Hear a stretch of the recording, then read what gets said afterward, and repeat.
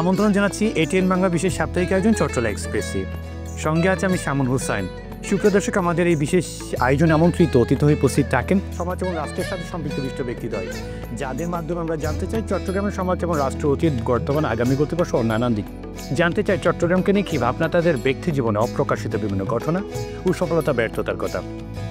সুপ্রিয় দর্শক, আপনারা সকলে জানেন এই চট্টলা এক্সপ্রেসের মাধ্যমে আমরা আলোচনা করি চট্টগ্রামের উন্নয়ন, সমস্যা এবং সম্ভাবনা নিয়ে।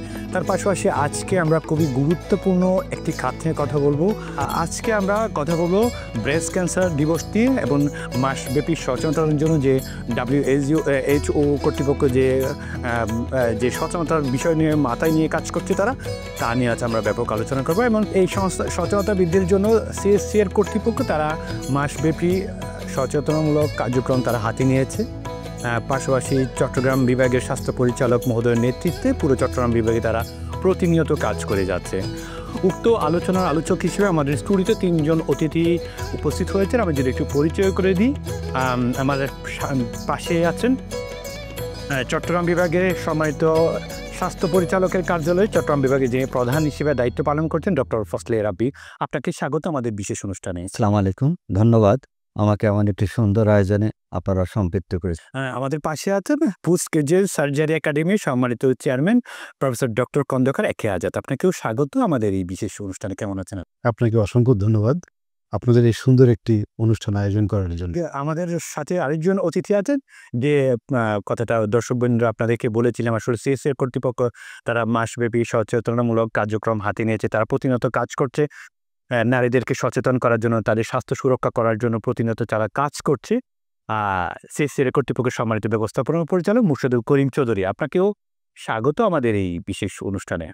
শুরুতে আমরা সরকারের একজন প্রতিনিধি আছেন আমাদের সাথে উপস্থিত আছেন, স্বাস্থ্য পরিচালকের কার্যালয়ে সম্মানিত পরিচালক জনাব ডক্টর ফজলে রাব্বি। আপনাকে দিয়ে শুরু করতে চাই, এই যে ব্রেস্ট ক্যান্সার অ্যাওয়ারনেস, আপনারা কীভাবে সচেতনতা বৃদ্ধির জন্য চট্টগ্রাম বিভাগে বা চট্টগ্রামে আপনারা কীভাবে কাজ করে যাচ্ছেন জনাব ডক্টর ফজলে রাব্বি? এই পুরো অক্টোবর মাস জুড়ে আমরা স্তন ক্যান্সার সচেতনতা মাস হিসেবে আমরা ঘোষণা করেছি, এবং যেটাকে বলাই হচ্ছে পিঙ্ক অক্টোবর মাস হিসেবে। এবং এই কার্যক্রম আমরা প্রায় 2 দশক ধরে বাংলাদেশে এই ধরনের সচেতনতার মাস হিসেবে অক্টোবরকে আমরা পালন করে আসছি। মূলত মানুষকে সচেতন করার জন্য আমাদের প্রচারণামূলক কার্যক্রম অব্যাহত রয়েছে। আপনারা জানেন একেবারে তৃণমূল পর্যায়ে আমাদের স্বাস্থ্য কেন্দ্রগুলো আছে, সেই সকল কেন্দ্রে আমরা প্রচারণার আয়োজন করেছি মানুষকে সচেতন করার জন্য। এর পাশাপাশি ফ্রি স্ক্রিনিং ক্যাম্প আমরা আয়োজন করেছি।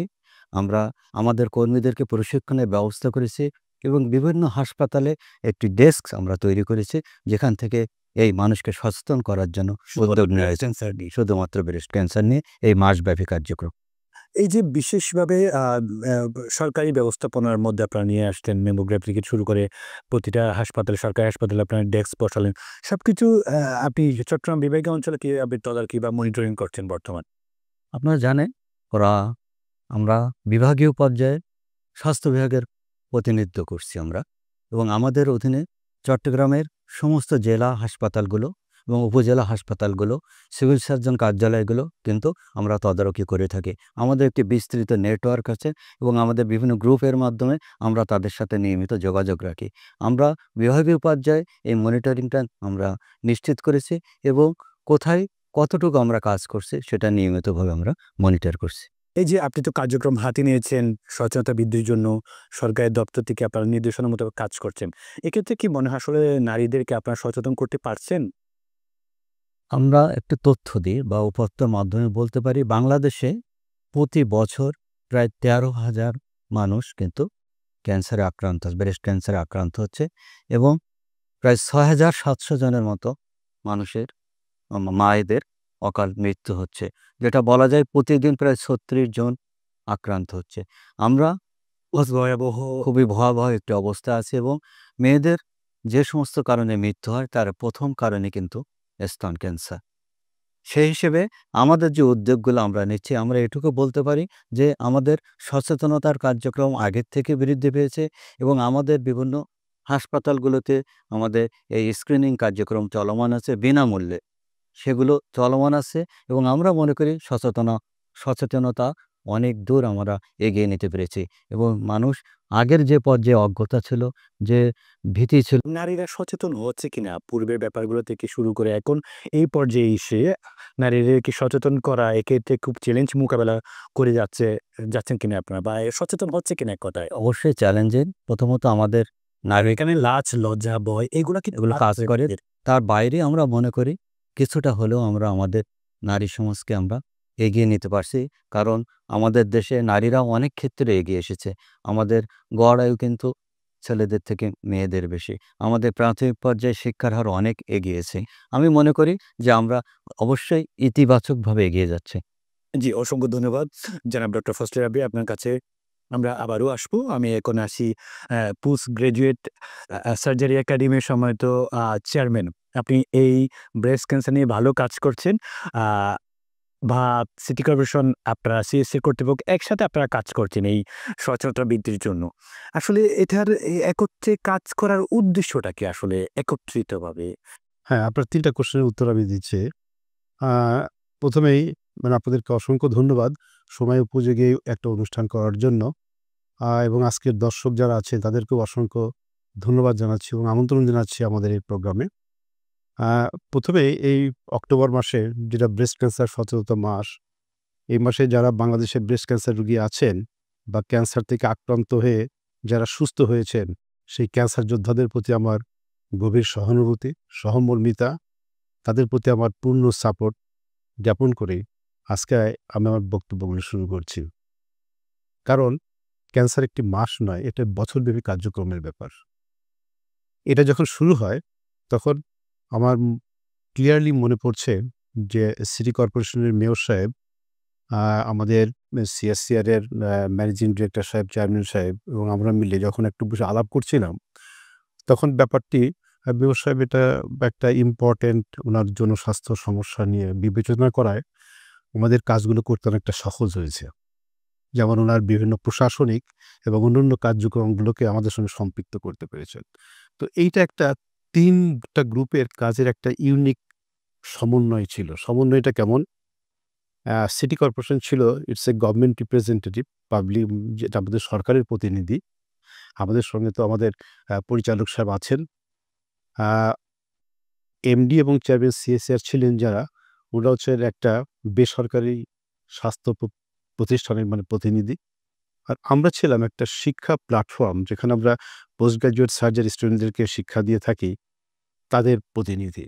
একটা ইউনিক কম্বিনেশন ছিল এবং ৩ জনের কাজ ছিল ভিন্ন ধরনের। যেমন সিটি কর্পোরেশনটা তাদের কাজ ছিল যে তাদের লজিস্টিক সাপোর্টগুলো দেওয়া, আউটরিচ কিছু সেন্টারে প্রোগ্রামগুলো করা, সেগুলোকে আয়োজন করা, জনসম্পৃক্ততা, জনমত তৈরি করা। এদিকে সিএসসিআর এর যে দায়িত্বে ছিলেন বা ওনারা এগিয়ে এসেছিলেন যে এই পেশেন্টগুলো যেটা স্ক্রিনিং করা, এখানে ফ্রি স্ক্রিনিং করা, আ বেশ স্কিল ডক্টরদের সমন্বয়। অ্যাট দ্য সেম টাইম উনারা ডিসকাউন্টেড কিছু অফার দিয়েছিলেন যে ব্রেস্ট ক্যান্সার আর্লি ডিটেকশন করতে যে পরীক্ষাগুলো করতে হয়, সেগুলোকে ওনারা অনেকটা ডিসকাউন্টে দিয়ে এটা সাধারণ পাবলিকের জন্য অ্যাফোর্ডেবল লিমিটের মধ্যে নিয়ে এসেছিলেন। এবং আমাদের পিজিএস একাডেমিয়ার আমরা দিয়েছিলাম যেটা আমাদের academic support, technical support and পেশেন্টের যেটা টিউমার বোর্ড বলা হয়, সেটাও আমরা এই সময়টা বিনামূল্যেই করব ফর দ্য সাধারণ পাবলিকের জন্য। এবং যেগুলো পুয়ার এবং আন্ডার প্রিভিলেজড পেশেন্ট ক্যান্সার শনাক্ত হচ্ছে, ওদেরকে ফ্রি চিকিৎসার ব্যবস্থা করব। কারণ আমাদের এই পিজিএস একাডেমির মধ্যে অনেক স্কিল সার্জন আছেন, সার্জিক্যাল ফ্যাকাল্টি আছেন। তো এটা এই হাসপাতালটা ব্যবহার করার জন্য ওনারা অনুমতি দিয়েছেন। এটা আমাদের জন্য অনেক সহজ হয়ে গেছে। তাহলে এই যে ৩ টা গ্রুপের একটা কম্বিনেশন, এটাকে আমরা আ আ আ যেটা বলি যে এটা একটা খুবই কনস্ট্রাকটিভ এনগেজমেন্ট। এক্ষেত্রে চট্টগ্রাম সিটি কর্পোরেশন পেয়েছেন, চট্টগ্রাম সিটি কর্পোরেশনের মেয়র ডাক্তার হওয়ার সুবাদে কিন্তু এটা একটা ব্যাপারটা আপনাদের জন্য অনেকাংশে সহজ হয়ে ডক্টর হওয়াতে ব্যাপারটা অনুধাবন করতে পেরেছেন। উনার একটা সংবেদনশীলতা কাজ করেছে এবং যে কাজটা উনি ত্বরান্বিতভাবে করতে সহজ হয়েছে এবং নিজের উদ্যোগ হয়ে অনেক কিছু আমাদের জন্য সহজ করে দিয়েছেন। পিঙ্ক কালারের ব্যাপারটা যেটা চলে আসছে পুরো শহরব্যাপী কিন্তু আমরা পিঙ্ক কালার দেখতে পাচ্ছি ব্রেস্ট ক্যান্সারের সচেতনতা বৃদ্ধির জন্য এই কালারটাকে চয়েস করা হয়েছে। এটা দিয়ে কি বার্তা দেওয়া হয় আসলে এই পিঙ্ক কালার?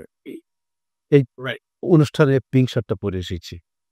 এই পিঙ্ক শার্টটা পরার আমার একটাই উদ্দেশ্য যে আমাদের প্রতিটি নারীর প্রতি আমাদের অকুণ্ঠ সমর্থন জানানো। এটা শুধু রং নয়, এটা একটা নারীর প্রতি ভালোবাসার প্রতীক। এটা নারীর প্রতি সাপোর্ট দেওয়ার একটা প্রতীক যে নারী একা নয়, সমাজের সবস্তরের লোকজন আছেন। যেমন এই শহরটা সেজেছে পিঙ্ক রঙে, হ্যাঁ, মাসব্যাপী হচ্ছে, এটা একটা ব্যতিক্রমধর্মী উদ্যোগ। তো এটাও একটা নারীর প্রতি সহানুভূতি, সংহতি, সহমর্মিতার প্রতীক। এবং এই পিঙ্ক রুমটা আসলে মনে জাগায় দেয় যে আমাদের ব্রেস্ট ক্যান্সার নিয়ে সচেতন হতে হবে। ব্রেস্ট ক্যান্সার সম্পর্কে যে অজ্ঞতাগুলো আছে, সে অজ্ঞতাগুলো থেকে আমাদেরকে বেরিয়ে আসতে হবে। কুসংস্কারগুলো থেকে আমাদেরকে বেরিয়ে আসতে হবে। আমাদেরকে নিয়মিত এটা অ্যাওয়ার্ড হতে হবে। এবং শুধু মহিলারা নয়, তাদের পরিবারকেও আমাদেরকে অ্যাওয়ার করতে হবে, তাদেরকে সচেতন করতে হবে। এবং সমাজের প্রতিটি সেগমেন্ট যেন এদিকে এগিয়ে আসেন আ আ এই ক্যান্সার কার্যক্রমকে ত্বরান্বিত করার জন্য। এই পিঙ্ক কালার কিন্তু সেগুলোই। জি। ব্রেস্ট ক্যান্সার আসলে ব্যাপারটা আসলে কি? বা এটা কখন থেকে শুরু হয়? যা ক্যান্সারের সত্য কথা বলতে কি, কি কারণে এটা অনেকগুলো কারণ আছে। বাট কিভাবে এটা শুরু হয় সেটা হচ্ছে শরীরে যে অসংখ্য কোষ থাকে, কোষগুলো যখন অনিয়ন্ত্রিতভাবে কাজ করা শুরু করে, তখন এই কোষগুলোর বিভাজন শুরু হয় এবং সেগুলো একসঙ্গে মিলিয়ে একটা দলা বা পিণ্ড তৈরি করে। যে পিণ্ডটা ইনিশিয়ালি হয়তো বোঝা যায় না, বাট যখন একটু বড় হয়, ১ সেন্টিমিটারের বেশি হয়, তখন হয়তো ওগুলো একটু হাত দিয়ে ফিল করা যায়। এবং এই অবস্থায় যেটা বলা হয় যে ব্রেস্ট ক্যান্সারটা যদি ডিটেক্ট করা যায়, এটাই একটা প্রাথমিক পর্যায়। এটাকে বলে প্রারম্ভিক পর্যায়। যে পর্যায়ে হয়তো সম্পূর্ণ সুস্থ করা সম্ভব হয়। কিন্তু এটা যখন এই অবস্থায় প্রথমার্ধে যদি ১ম আর্ধে ডিটেকশন হয়। না হলে এটা গ্র্যাজুয়ালি স্তনের মধ্যে এবং শরীরের অন্যান্য জায়গায় ছড়িয়ে পড়ে। তখন আসলে কিওর করাটা খুবই ডিফিকাল্ট হয়ে যায়। সেক্ষেত্রে একজন নারী আসলে বুঝবে কিভাবে সেটা আসলে কি লক্ষণগুলা দেখলে পরে বা সে বুঝবে কিভাবে যে সে এই ব্রেস্ট ক্যান্সার আক্রান্ত হতে চলছে বা হতে যাচ্ছে? এইজন্যই মানে আমাদের বিশ্ব স্বাস্থ্য সংস্থা প্রত্যেক বছরে একটা করে প্রতিপাদ্য দিয়ে দেন। যেমন আমার খেয়াল পড়ছে প্রায় ৭-৮ বছর আগে একটা প্রতিপাদ্য ছিল যে নিজের স্তনকে জানুন। হুইচ ইজ নরমাল, কোনটা স্বাভাবিক। তো একজন নারী যদি বুঝতে পারে যে কোনটা স্বাভাবিক, তাহলে তার চোখে বা হাতে ওই অস্বাভাবিকটা কিন্তু ধরা পড়বে। তো ওই বছরের ক্যাম্পেইনিংটা ছিল নিজের স্তনকে জানুন। কারণ হচ্ছে এমন একটা ব্যাপার যেটা আমরা সাধারণত আন্ডারগার্মেন্টস এর নিচে থাকে, আমাদের চোখের সামনে থাকে না। আমরা মানে দেখি না। যার কারণে অস্বাভাবিকগুলো চোখে ধরা পড়ে না। তাহলে স্বাভাবিকটা জানলে অস্বাভাবিকটা চোখে ধরা পড়বে বেশি। তো সাধারণভাবে আমরা বলি যে যদি কোনো মহিলা বা নারী নিজের ব্রেস্টগুলো পরীক্ষা করেন নিয়মিত, তো উনাদের হাতে কিন্তু ওই অ্যাবনরমাল বা অস্বাভাবিক যে একটা গঠন বা কোনো কিছু একটা হচ্ছে, এটা সহজে ধরা পড়বে। এবং ডক্টরের কাছে যাবেন তখনই যদি যখন ফিল করেন যে এই ধরনের কোনো অস্বাভাবিকতা ধরা পড়ছে, চোখে বা হাতে কোনো পিণ্ড হচ্ছে, কোনো জায়গাটা একটু কুঁচকায় যাচ্ছে, হ্যাঁ? বা ২ দিকের ব্রেস্টের কম্প্যারিজন আয়নার সামনে দাঁড়ালে পার্থক্য দেখা যাচ্ছে। এই এইগুলো কিছু ইঙ্গিত যে না আমাকে এখনই চিকিৎসকের কাছে যেতে হবে। একদম প্রথমার্ধে যদি আপনাদের কাছে চলে আসে বা বিশেষজ্ঞ ডাক্তারের কাছে চলে আসে কিন্তু এটা সারানো খুব সহজ হয়। কিন্তু এটা অনেক পরে কিন্তু এই নারীরা বুঝতে পারে বা আসে এরকম। যেটা আমাদের অভিজ্ঞতা যেটা দেখি আমরা অনেক বছর আগেও যেগুলো দেখতাম, অনেক অ্যাডভান্স স্টেজে আসতো বা অনেক বেড়ে গেলে আসতো। বাট এখন আমি দেখি অনেক সচেতন হয়েছে এবং হচ্ছে। কারণ এটার একটা অন্যতম কারণ হবে সাধারণত যে সোশ্যাল মিডিয়াগুলো একটা ভালো রোল প্লে করছে বা অর্গান কিন্তু কাজ করছে। স্বাস্থ্য মন্ত্রণালয় থেকে শুরু করে বিভিন্ন এখন এই যে যেমন কি সিএসসিআর এর কথা বলি তারাও কিন্তু তাদের নিজেরা দায়িত্ব মনে করে কাজটা করছে বা আপনার ফুসগেজে একাডেমিয়া ভালো কাজ করছে সকলে মিলে। যার কারণে সচেতনতা বৃদ্ধি পাচ্ছে। সচেতনতা যদি না হয় এতে পরে রোগটা কিন্তু আসলে একটা আকার ধারণ করবে যেটা আসলে আ খুবই খারাপ দিকে যাচ্ছে। সে জায়গায় একটু ব্রেস্ট ক্যান্সারে আমাদের বাংলাদেশের নারীদের অবস্থান কিরকম? বা আসলে কি পরিমাণ রোগী আপনারা আসলে দেখতে পাচ্ছেন আসলে আমাদের দেশে? ব্রেস্ট ক্যান্সার আমাদের আ বাংলাদেশে দেখা যায় যে বাংলাদেশের অবস্থান যেমন ডিরেক্টর সাহেব বললেন, বছরে ১৩ থেকে ১৫,০০০ ব্রেস্ট ক্যান্সার রোগী আক্রান্ত হয় এবং মহিলাদের মধ্যে ব্রেস্ট ক্যান্সার আক্রান্তের হার সবথেকে বেশি এবং মৃত্যুর হার এটা কি ছেলেদেরও হতে পারে? এটা ছেলেদের হতে পারে। বাট সংখ্যা অনেক কম। হয়তো টোটাল ১% 1% এটা ভাবার কোনো কারণ নেই যে এটা পুরুষের হবে না। পুরুষদেরও খেয়াল রাখতে হবে। তাদের ব্যাপারটাও তাদের কিন্তু পরীক্ষা করে দেখতে হবে যে কোনো অস্বাভাবিকতা হচ্ছে কিনা। পুরুষরা কিভাবে তারা বুঝতে পারবে আসলে তারা এই ব্যাপারটা নিয়ে তাদের চিন্তা ভাবনা করতে হবে। কেমনে বুঝবে তারা? যখন দেখবে তার ব্রেস্ট একটু বড় হয়ে যাচ্ছে, কোনো অস্বাভাবিক আকার ধারণ করছে বা কোনো গোটা বা কোনো দলা দেখছে, তখনই সে চিন্তা করবে যে না কিছু একটা অস্বাভাবিক কিছু হচ্ছে, তখনই ডক্টরের সঙ্গে আলাপ করবে। কবে নাগাদ যদি আপনাদের কাছে চলে আসে প্রথমার্ধে? আসলে এই রোগটাকে আইডেন্টিফাই করতে পারলে পরে মানে এটা কি সারানো সম্ভব কিনা আসলে এটা ব্যাপারটা? আসলে ক্যান্সার মানে তো আমরা বুঝি যে মরণব্যাধি একটা কি ব্রেস্ট ক্যান্সার কি ভালো হয় কিনা? হ্যাঁ, হ্যাঁ, ক্যান্সার মরণব্যাধি রোগ। কিন্তু আসার আর কথা হলো যে এই ক্যান্সারের জন্য এখন অনেক ধরনের চিকিৎসা বেরিয়েছে। অনেক অ্যাডভান্স চিকিৎসা। আগে যেমন একটা ক্যান্সারকে আমরা মনে করতাম একটা টাইপেরই ক্যান্সার। কিন্তু ব্রেস্ট ক্যান্সারকে এখন আমরা দেখি অনেক ধরনের ক্যান্সার হতে পারে। এবং অনেক ধরনের ক্যান্সারটাকে আমরা স্পেসিফাই করে একটাকে টার্গেট করতে পারি। তো এই দিকটা অনেক অ্যাডভান্স হয়ে এই ব্রেস্ট ক্যান্সার কি অন্য ক্যান্সার, অন্য যে ক্যান্সারগুলোকে কি ডেকে নিয়ে আসে কিনা ভাই? আছে। কিছু মানে ফ্যামিলিয়াল সিনড্রোম আছে। একটা হলে আরেকটা হওয়ার সম্ভাবনা থাকে। এই ধরনের একটা ব্যাপার থাকে। কিন্তু যে আপনার যে ১ম কোয়েশ্চেনটা ছিল যে প্রাথমিক পর্যায়ে নির্ণয় হলে যে জিনিসটা হয় যে ৯০ থেকে ৯৫% রোগী সম্পূর্ণ সুস্থ হয়ে যেতে পারে এবং স্বাভাবিক জীবনে ফিরে যেতে পারে। এটা সবথেকে আসল। কিন্তু ব্যাপার যেটা হলো যে সচেতন হওয়া, প্রাথমিক পর্যায়ে ডক্টরের কাছে আসা এবং প্রাথমিক পর্যায়ে চিকিৎসাটা নেওয়া। এইবার কিন্তু এভাবে সমন্বয় করে যৌথ উদ্যোগে কাজটা করার উদ্যোগটা নেওয়ার পেছনের গল্পটা একটু শুনতে চাবো। এবং পাশাপাশি আরেকটা ব্যাপার এটা জানতে চাই যে ব্রেস্ট ক্যান্সার অ্যাওয়ারনেস আপনার হাসপাতালে কি আয়োজন রয়েছে সচেতনতার জন্য, নারীর স্বাস্থ্য সুরক্ষার জন্য? জনাব মুর্শিদুল করিম চৌধুরী। দেখেন অনেকগুলি তথ্য দেওয়া হয়েছে। বাংলাদেশে ক্যান্সারে যত নারীদের মৃত্যু হয়, তার মধ্যে ৬৯% মৃত্যুই হয় ব্রেস্ট ক্যান্সারের কারণে। আবার আক্রান্ত আক্রান্তের হার কিন্তু প্রতি লক্ষে ২২.৫ জন। আবার ১১ জন নারীর মধ্যে ১ জন নারী কিন্তু ব্রেস্ট ক্যান্সারের ঝুঁকিতে থাকে। এই ব্রেস্ট ক্যান্সারের চিকিৎসা অত্যন্ত জটিল এবং ব্যয়বহুল এবং এটার চিকিৎসার জন্য কিন্তু এবং সচেতনের জন্য একটা বিরাট টিমের প্রয়োজন হয়। যেমন যদি চিকিৎসা করতে যান তাহলে তার প্রথমে একজন ব্রেস্ট সার্জন লাগবে, মেডিকেল অনকোলজিস্ট লাগবে, প্যাথোলজিস্ট লাগবে, বেস্ট ডায়াগনোসিস সেন্টার লাগবে। রেডিও অঙ্ক অনকোলজিস্ট লাগবে, প্যাথোলজিস্ট লাগবে, রেডিওলজিস্ট লাগবে। একটা বিশাল টিম কিন্তু এটার পেছনে আছে, থাকতে হয়। এর বাইরে অনেক যন্ত্রপাতির প্রয়োজন হয়। আবার পাশাপাশি একটা সুখবর ওনারাই বললেন, প্রাথমিক পর্যায়ে যদি আমরা শনাক্ত করতে পারি, তাহলে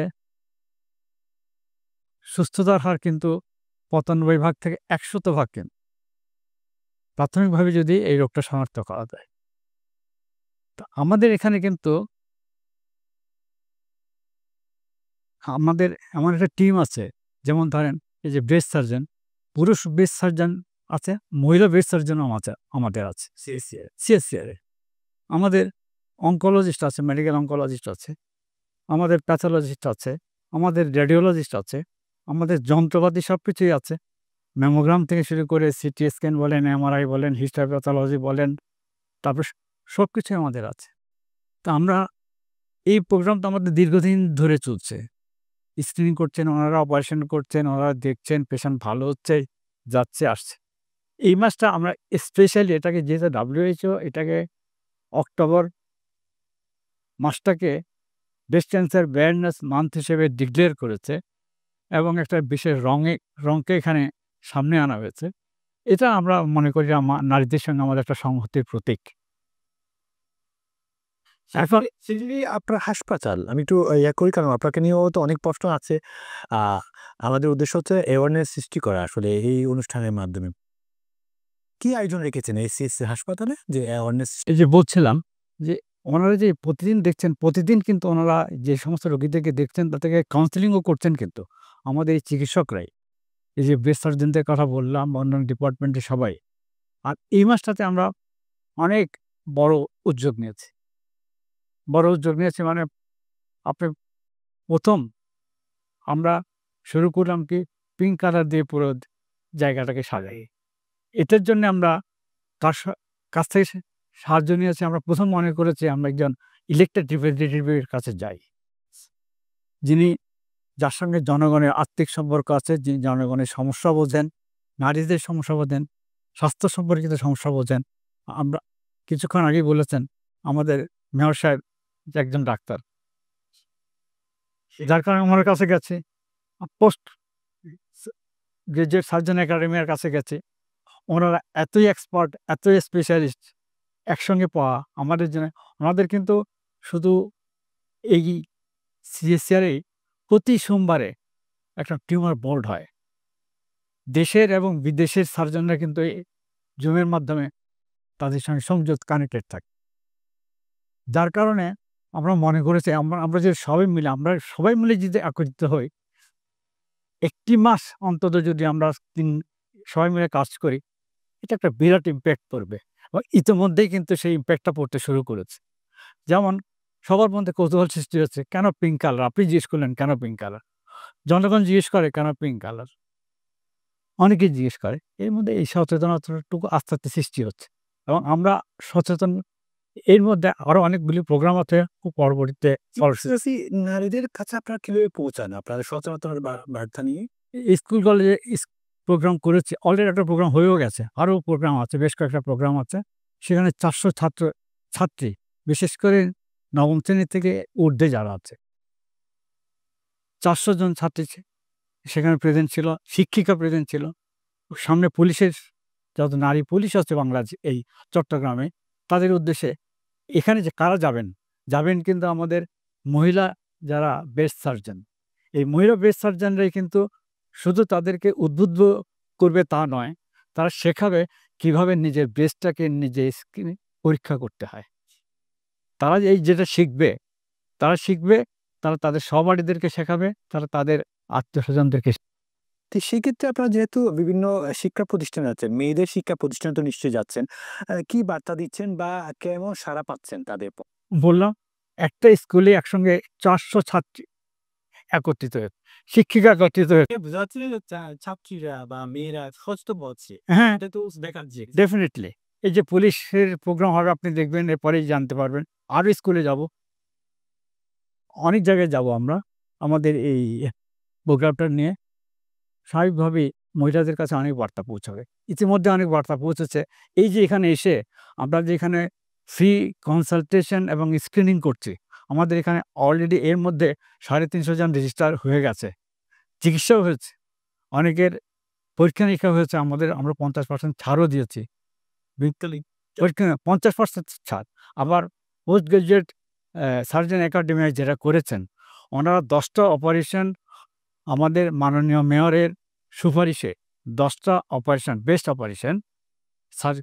ক্যান্সার অপারেশন বিনামূল্যে, সম্পূর্ণ বিনামূল্যে, ঔষধপত্র এবং পরীক্ষা-নিরীক্ষা সহ সবকিছু কিন্তু। এটা বলছিলেন যে একটা ব্যয়বহুল পরীক্ষা, ব্যয়বহুল সার্জারি, সেটা 10টি অপারেশন বিনামূল্যে করা হবে। একদম সব পরীক্ষা-নিরীক্ষা সহ সবকিছু। এই আমার একাডেমি আছে, কমিটির চেয়ারম্যান, ইনি আবার আমাদেরও। যার জন্যে আর ওনারা আবার ওনাদের একটা সংগঠনটা বিশাল। শুধু বাংলাদেশ না, সারা বিশ্বের অনেক সার্জনদের সঙ্গে তাদের একটা আত্মিক। আলাদা কিছু আপনার থেকে বিশেষত্ব নিয়ে আসতে চাই, যেগুলো আসলে এই হাসপাতালে আছে, অন্য হাসপাতালে এরকম কোনো অ্যাভেলেবেল নেই। মানে আধুনিক প্রযুক্তিকে আপনারা এক কথায় কিভাবে ব্যবহার করছেন এই ব্রেস্ট ক্যান্সারের জন্য? আধুনিক প্রযুক্তি বলতে যেটা বলছেন, আমাদের যেগুলি করার, যেমন ধরেন ম্যামোগ্রাম, আমি কিভাবে নির্ণয় করব? যখন ওনারা পরীক্ষা-নিরীক্ষা দেন, ম্যামোগ্রাম হচ্ছে, আমাদের সিটি স্ক্যান হচ্ছে, এমআরআই হচ্ছে, এগুলো সব আধুনিক মেশিন। কিন্তু মেডিকেল অঙ্কোলজিস্টরা তাদের কাছ থেকে সার্ভিস পাচ্ছি। আমরা কেমোথেরাপি দেওয়া হচ্ছে আমাদের এখানে। কিন্তু আমরা একটা জায়গায় আমরা পিছিয়ে আছি, সেটা হচ্ছে রেডিওথেরাপি এর মিলিয়ন ডলার এগুলি পেছনে খরচ। এই যে রেডিওথেরাপি, শুধু আমরা রেডিওথেরাপিটা আমরা আমাদের এখান থেকে দিতে পারি না, আর বাকি সমস্ত সার্ভিস আমরা দিতে পারি। এবং যে স্পেশালি সার্ভিস আমরা দিতে পারি এটা অসাধারণ। যেমন বলতে গেলে সামনাসামনি বলি, ও চট্টগ্রাম কেন বাংলাদেশের সেরা সার্জনদের মধ্যে অন্যতম। হ্যাঁ, সবাই চেনে। সুতরাং আমার কাছে এত বড় সম্পদ থাকা আছে, যার জন্য আমাদেরকে এই সমস্ত প্রোগ্রামে যেতে আমাদের কোনো অসুবিধা হয় না। হ্যাঁ, আর রেডিওথেরাপির ব্যাপারটা যেটা বলছিলাম, রেডিওথেরাপির ব্যাপারটা যেটা আমি রেডিওথেরাপি দিতে পারবো না, মেডিকেল কলেজ খুব কাছাকাছি আছে, আমরা রেডিওথেরাপি যাদেরকে রেডিওথেরাপি দিতে হবে তাদেরকে সেখানে রেফার করি। Spell magic.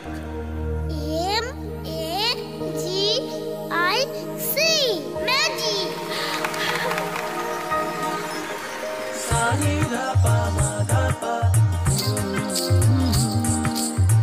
সুস্বাদু পুষ্টিকর কিশোর নুডলস একমাত্র নুডলস যা পরিবারের সুষম খাদ্য নিশ্চিত করে আর নিশ্চিত করে আপনার বেড়ে ওঠা সন্তানের সুন্দর ভবিষ্যৎ। Kishore noodles, moms magic.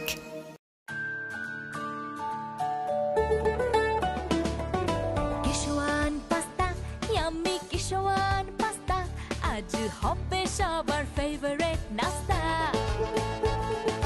কিশোর পাস্তা প্রতিদিন চাই, হেলদি টেস্টি মজা করে খাই। Kishwan pasta macaroni, It's tasty, fantastic and yummy. মায়েদের আস্থা Kishwan pasta. Kishore muffin cake. হইচই মাতামাতি করি সবে কারাকারি, কিশোর মাফিন কেক। উল্লাসে আনন্দে লোকজনে খেলাতে, কিশোর মাফিন কেক। আমি মজা, কেকের রাজা। Kishore muffin cake, Kishore muffin cake, খাও মাস্তিতে হারে যা। Kishore muffin. Spell magic. MAGIC, magic.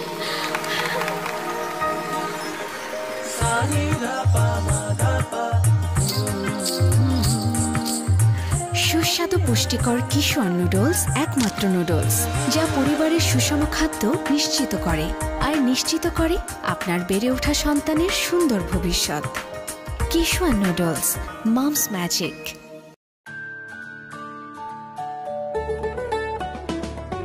কিশোয়ান pasta, yummy Kishwan pasta, আজ হবে সবার ফেভারিট নাস্তা।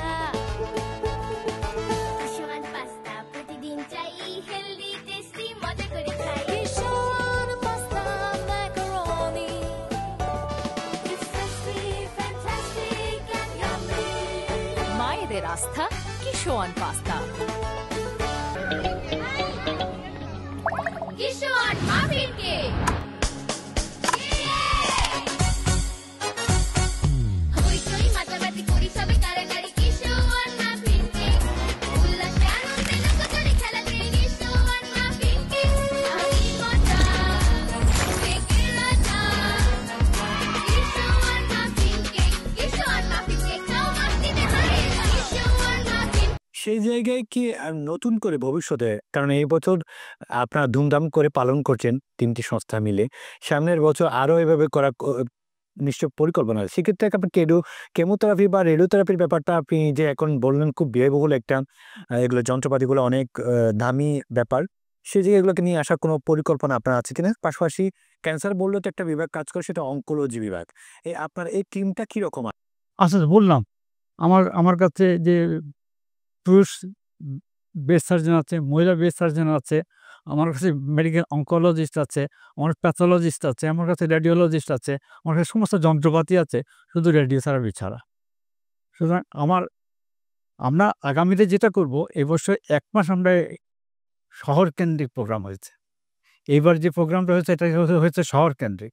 আগামীতে আমরা প্রত্যন্ত অঞ্চলে যেতে চাই, গ্রামে গঞ্জে যেতে চাই।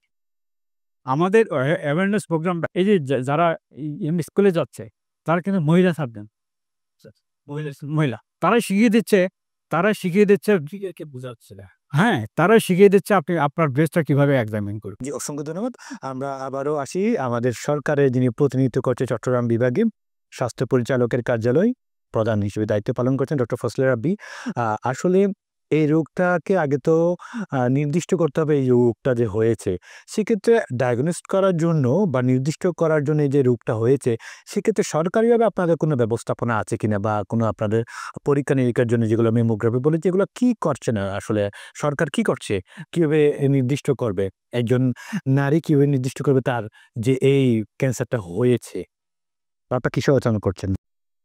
বাংলাদেশ সরকারের স্বাস্থ্য বিভাগের যতগুলো কার্যক্রম আছে তার একটি সফল কার্যক্রম কিন্তু এই আমাদের ব্রেস্ট ক্যান্সার এবং জরায়ুর মুখ ক্যান্সার নির্ণয়ের জন্য আমাদের যে কার্যক্রম, প্রত্যেকটা উপজেলা হাসপাতালে আমাদের ভায়া সেন্টার আছে। এই ভায়া সেন্টারের মাধ্যমে আমরা নিয়মিত এই ব্রেস্ট ক্যান্সার স্ক্রিনিং এবং জরায়ুর মুখ ক্যান্সার স্ক্রিনিংগুলো চলমান আছে। এই যে মাসব্যাপী কার্যক্রম, এর মূলত ৩টা লক্ষ্য। একটা হলো প্রাথমিক পর্যায়ে আমরা ক্যান্সারটা শনাক্ত করব, দ্বিতীয় হচ্ছে দ্রুত তাদের চিকিৎসার আওতায় নিয়ে আসবো, তৃতীয় হচ্ছে যাদের ডায়াগনোসিস হয়ে গেছে এবং যারা একটু অ্যাডভান্স পর্যায়ে আছে তাদের যাতে আয়ুটা আর একটু কীভাবে বাড়ানো যায়। প্রতিদিন আমরা যে হাসপাতালগুলোতে পরীক্ষা করছি এবং এই যারা আসছে আমাদের একটা টার্গেট করে দেওয়া আছে, উপজেলা বা জেলা পর্যায়ে মাসে এতগুলো পরীক্ষা আমরা করব এবং প্রতিটা হাসপাতাল থেকে এটা একটা ইলেকট্রনিক ডাটা সেন্টার আছে আমাদের। আমরা প্রত্যেকটা রোগীর ডাটা আমরা কিন্তু এটা আমরা সংরক্ষণ করছি এবং সেটা সেন্ট্রালি দেখা যায়। এই যে আসার পরে আমাদের যে পরীক্ষাগুলো করা সেগুলো আমরা তাদের শিখিয়ে দিচ্ছি এবং তাদেরকে পরবর্তী পর্যায়ে যদি তাদের ক্যান্সার ডায়াগনোসিস হয় পরবর্তী রেফারেল হাসপাতালে যাতে তারা যেতে পারে এবং কোথায় যেতে পারে সেটাও আমরা ব্যবস্থা নিয়েছি। আপনারা জানেন আমরা একেবারে তৃণমূল পর্যায়ে আমাদের কর্মীরা আছে, সেখানে উঠান বৈঠক হয়, বিভিন্ন ধরনের আমাদের কার্যক্রম চলে মানুষকে সচেতন করার জন্য। স্কুল পর্যায়ে আমাদের যে স্বাস্থ্যকর্মীরা আছে তারা বিভিন্ন ওদের রুটিন করে দেওয়া আছে কোন স্কুলে মাসে কয়বার যেতে হবে, সেখানে যেয়ে কিন্তু তারা এই ধরনের প্রচারণাগুলো চালাচ্ছে। সেই হিসাবে বলবো আমাদের বিদ্যমান যে নেটওয়ার্ক আছে এই নেটওয়ার্কের মাধ্যমে আমরা মানুষকে সকল স্বাস্থ্য বিষয় সম্পর্কিত বিষয়গুলো কিন্তু সচেতন করার ব্যবস্থা রেখেছি। আমরা বলবো যে সরকারের যে কার্যক্রম আছে আমাদের উপজেলা পর্যায়ে সবগুলো আমরা করতে পারছি, আল্ট্রাসাউন্ড পর্যন্ত আমরা এখন উপজেলা পর্যায়ে পৌঁছে দিতে পেরেছি। শুধু মেমোগ্রামটা আমরা চট্টগ্রাম আমাদের মেডিকেল কলেজগুলোতে এই সুযোগগুলো আছে। আমরা বিনামূল্যে অপারেশন যাদের প্রয়োজন হচ্ছে তাদের অপারেশনের ব্যবস্থা জেলা পর্যায়েও আছে এবং আমাদের মেডিকেল কলেজগুলো পর্যায়ে আছে। আমরা মনে করি সরকারের পক্ষে একা সব মানুষকে সেবা দেওয়া সম্ভব হবে না। যাদের সামর্থ্য আছে সুযোগ আছে তারা আমাদের সিএসসিআরের মতো প্রতিষ্ঠান যেভাবে এগিয়ে আসছে আমরা মনে করি অন্যান্য বেসরকারি যে সেবা প্রতিটা অঞ্চলে প্রতিটা সেন্টারে যাতে মেমোগ্রাফি যেগুলো সংকট আছে আপনি মেমোগ্রাফি মেশিনের আপনার যন্ত্রপাতির আসলে আপনাদের একটা বড় প্রবলেম যে আসলে আপনাদের লজিস্টিক সাপোর্ট কম, জনবল খুব সংকট। এই জনবলের জন্য কিন্তু কাজ করা খুবই প্রয়োজন। সেক্ষেত্রে এই মেমোগ্রাফি মেশিন বলেন, আল্ট্রাসোনোগ্রাফি মেশিন কি সংকট আপনি যে দেখতে পাচ্ছেন সেটাকে সংস্থাপন করার জন্য যাতে আরও সচেতনতা বৃদ্ধি করা যায় প্রত্যন্ত জায়গায়, সেক্ষেত্রে আপনার অফিস কী করছে? আমরা একটা স্বপ্ন দেখছি বাংলাদেশকে একটা সুস্থ মানুষকে সুস্থ এবং নিরাপদ একটা সেবা দেওয়ার জন্য আমাদের স্বাস্থ্যসেবাকে মানুষের দোরগোড়ায় পৌঁছে দেওয়ার জন্য সর্বাত্মক চেষ্টা করে চলছে আমাদের। আমরা একটা যন্ত্র বসালে আসলে হয় না, ম্যান বিহাইন্ড দ্য মেশিন। এই যন্ত্রগুলো পরিচালনা করার জন্য আমাদের সেই ম্যান পাওয়ার এবং সেটা প্রশিক্ষিত জনবল হতে হবে। তা আমাদের প্রচেষ্টা থাকবেই। আমরা এ পর্যায়ে যে জেলা পর্যায়ে এবং উপজেলা পর্যায়ে আল্ট্রাসাউন্ড মেশিনগুলো আমরা অন্তত দিতে পেরেছি এবং আমাদের ভবিষ্যৎ পরিকল্পনা থাকবে অন্তত জেলা পর্যায়ে যদি আমরা মেমোগ্রাফি সিটি স্ক্যান মেশিনগুলো যদি আমরা চালু করতে পারি তাহলে জনগণকে আরও একটু সেবা দিতে পারবো। আমাদের পরিকল্পনা আছে এবং আমরা আশা করব আগামী অদূর ভবিষ্যতে আমরা এই বিষয়গুলো আমাদের নিয়ে আসবো। সিএসসি হাসপাতাল কিন্তু এই সচেতনতার জন্য কাজ করে যাচ্ছে, তারা ৩টি সংস্থা মিলে। ওই জায়গাতে এতগুলা কাজের ভিড়ে কোনো আবার এটার উপর কোনো ইফেক্ট পড়ছে কিনা, আপনারা ঠিকমতো এই সচেতনতা নিয়ে কাজ করছে কিনা? আসলে একটা মাসব্যাপী সচেতনতা কার্যক্রম চলছে, কিন্তু আমরা মনে করি আসলে এটা মাসব্যাপী বিষয় না, এটা আমরা সারা বছর ধরে এই কার্যক্রমটা যখন আমরা এটা অক্ষুণ্ণ রাখতে পারি। আমি যেটা কথাটা বারবার বলছি আমরা তৃণমূল পর্যায় পর্যন্ত আমাদের স্বাস্থ্যসেবা বিস্তৃত আছে, আমাদের নেটওয়ার্ক আছে। এবং আমাদের যে দৈনন্দিন আলাদা ব্রেস্ট ক্যান্সার নিয়ে গুরুত্ব দৈনন্দিন অবশ্যই আমাদের স্বাস্থ্য অধিদপ্তরে আমরা বিভিন্ন প্রতিরোধমূলক কার্যকলাপ যেগুলো আছে সেগুলোর বিষয়ে বিশেষ গুরুত্ব আমরা দিয়ে থাকি। আপনারা মনে করেন ইপিআই কার্যক্রমও কিন্তু একটি প্রতিরোধমূলক ব্যবস্থা। একইভাবে ক্যান্সার সচেতনতা, আমাদের যক্ষ্মা নিয়ন্ত্রণ কর্মসূচি, ম্যালেরিয়া নিয়ন্ত্রণ কর্মসূচি সবগুলোতেই কিন্তু সচেতনামূলক কার্যক্রম এবং এগুলো আমরা মনিটর করি। আমাদের সেবা কেন্দ্রগুলো মাসিক একটা সভা হয় এবং ওখানে এজেন্ডা দেয়া আছে।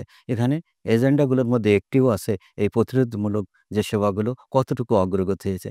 আমরা মনে করি আমাদের একটা সিস্টেম অলরেডি চালু আছে এবং আমরা সরকারি পর্যায়ে এটা মনিটরিংয়ের ব্যবস্থা আছে। আলাদা মনিটরিং সেল আছে, আলাদা মানে এই জায়গায় স্বাস্থ্য পরিচালকের কার্যালয়ের সাথে সিটি কর্পোরেশন বলেন বা অন্যান্য বেসরকারি হাসপাতাল কি আসলে সমন্বয় করে এই ব্রেস্ট ক্যান্সারের জন্য কি কাজ করছে কিনা আসলে? আপনি একটু আগে যেটা বললেন আসলে শুধুমাত্র সরকার করবে তা না, সকলকে একযোগে যেমন কি সিএসসির এত ভালো আয়োজন করছে, সেটাকে আপনি কি মনে করেন কিনা যে স্বাস্থ্য পরিচালক কার্যালয়ের সাথে বিভিন্ন সকলে মিলে একসাথে সমন্বয় করে কাজ করে সে সচেতনতা বৃদ্ধির জন্য? আমরা আশাবাদী এবং এটা আশাপ্রদ খবর যে আমাদের বিভাগীয় পর্যায়ে যে আমাদের সমন্বয় যে সভাগুলো আছে সেখানে কিন্তু সিটি কর্পোরেশনের প্রতিনিধি থাকে, বেসরকারি হাসপাতালগুলোর প্রতিনিধি থাকে এবং তাদের সাথেও আমাদের নিয়মিত যোগাযোগ থাকে। একইভাবে সিটি কর্পোরেশনের যে আয়োজনগুলো হয় সেখানে কিন্তু স্বাস্থ্য বিভাগ সম্পৃক্ত থাকে। এই যে টিকাদান কার্যক্রম বর্তমানে টাইফয়েড কার্যক্রম চলছে, এই যে চট্টগ্রাম সিটির কার্যক্রমটা কিন্তু সিটি কর্পোরেশন পরিচালনা করছে এবং আমরা স্বাস্থ্য বিভাগ থেকে সেটা সমন্বয় করছি, মনিটরিং করছি। আমি মনে করি সরকারের সমস্ত স্বাস্থ্য কার্যক্রমের সাথে আমাদের যারা জনপ্রতিনিধিরা আছেন, বিভিন্ন যে স্থানীয় সরকার যে প্রতিষ্ঠান আছে, পাশাপাশি বেসরকারি যে প্রতিষ্ঠানগুলো আছে, সবার ভিতরে একটা সমন্বয় আছে। আমরা মনে করি সমন্বয়টা আরও কার্যকর হওয়ার দরকার এবং এই সমন্বয়টা যেন এই জায়গায় আমরা যেহেতু সচেতনতা নিয়ে কথা বলছি, এটা পুরো মাসব্যাপী সচেতন করার কাজে আপনারা প্রতিনিয়ত কাজ করছেন। সেই জায়গায় শিক্ষা প্রতিষ্ঠানগুলোকে কিভাবে কাজ করছেন, তাদেরকে নিয়ে কিভাবে মনিটরিং করছেন বা তাদেরকে কিভাবে আপনারা বুঝাচ্ছেন? পাশাপাশি মিডিয়াকে কেন্দ্র করে বা সংবাদ মাধ্যমকে পুঁজি করে আপনারা কিভাবে তাদেরকে নিয়ে কাজ করছেন? আমি যেটা বলছিলাম স্বাস্থ্য বিভাগের যে দৈনন্দিন কার্যক্রম আছে, যেমন চট্টগ্রাম সিটি কর্পোরেশন এলাকায় আমাদের কিন্তু স্কুল হেলথ কার্যক্রম আছে, আমাদের স্কুল হেলথ ক্লিনিক আছে। এই স্কুল হেলথ ক্লিনিকে 2 জন ডক্টর, ফার্মাসিস্ট এবং আরও স্টাফ আছেন। এদের একটি দায়িত্ব এই সিটি কর্পোরেশন এলাকায় যে স্কুলগুলো আছে সেই স্কুলের ভিতরে স্বাস্থ্যসেবা কার্যক্রমগুলো তারা সেখানে সমন্বয় করে থাকেন।